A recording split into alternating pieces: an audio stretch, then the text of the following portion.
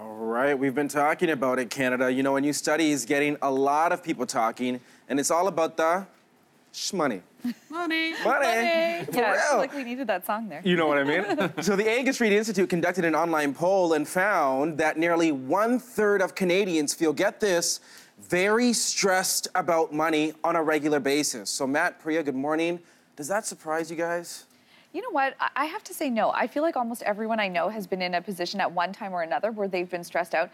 For a lot of people I know, it was after college or university. And you know, when you're in school, you sort of have this idea that right after you're going to find a great job and make a lot of money and pay back all your student loans. And that just doesn't happen for a lot of people. Yeah, no, I agree. And again, a lot of people end up in that situation with a lot of student loan debt and whatever it may be. I think that rock bottom interest rates have contributed to this, a lot of this debt, right? True. People are not, it's not costing people very much money at all to borrow large amounts of money. And so people are running up credit card debt, they're running up lines of credit, which are almost as dangerous as anything else. Very dangerous. Especially millennials, right? Especially people that are younger that haven't learned about money the same way that our parents or any of the older generations might have. So I think that's making a big difference in the financial picture of Canada right now. Yeah, and it seems like it's not just young people, but also older people as well. I mean, before going into broadcasting, I used to work in finance, in the personal finance. And like you said, Matt, I mean, the amount of people that rake up credit card debt, and then now with the increase in line of credits and home equity line of credits, it's soared over the last few years.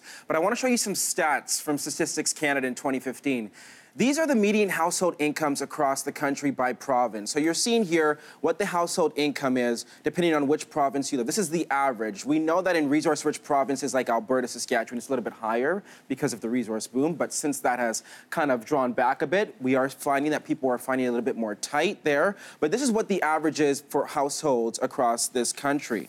But you know what? Now with a mix, when you mix in, increased cost of living, this includes increase in forms of buying a house, whether you're renting or even if you go to the grocery store. Putting those factors together, that money doesn't go as far as it once did. So this study highlighted some startling statistics. Using a payday loan service just to get by, 11% of Canadians have used one. And that might seem low, but take into effect when you go and use those services, the interest they charge and the fees they charge just to service that loan is pretty high. It's a lot of money.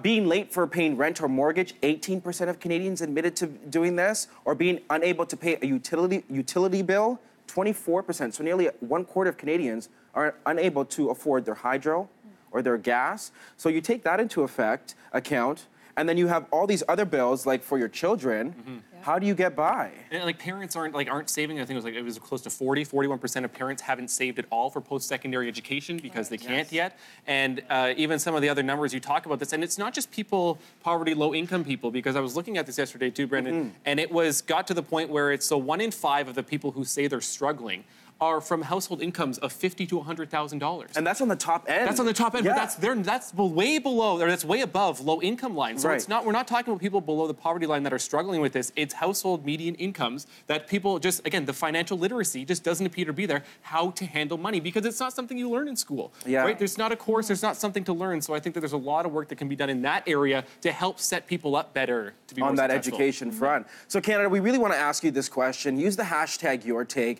Do you find it difficult to make ends meet? Let us know your experience if you're going through that right now, or if you've been through that. We want to hear from you on social media.